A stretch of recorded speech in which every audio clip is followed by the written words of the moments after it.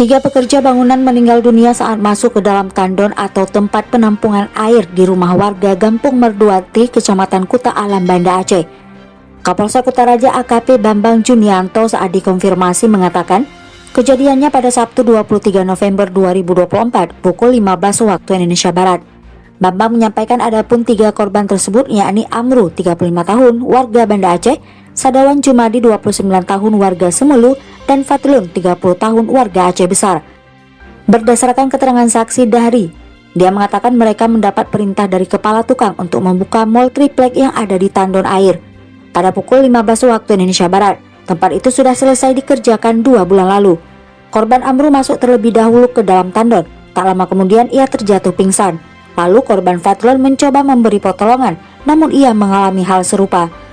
Mengetahui hal tersebut, korban Sadawan Jumadi turut masuk ke dalam tandon untuk menolong dua rekannya. Akan tetapi ia juga jatuh pingsan. Bambang mengatakan saksi yang bernama Dahri sempat mencoba menolong dengan melihat ke dalam lubang tandon air. Namun ia mengurungkan niatnya karena sempat mengalami sesak napas. Belakangan saksi beserta rekan korban meminta bantuan kepada pihak damkar. Usai mengevakuasi, tim damkar kemudian membawa jenazah korban ke Rumah Sakit Kesdam Banda Aceh. Tidak lama kemudian pihak keluarga langsung membawa pulang jenazah ketiganya.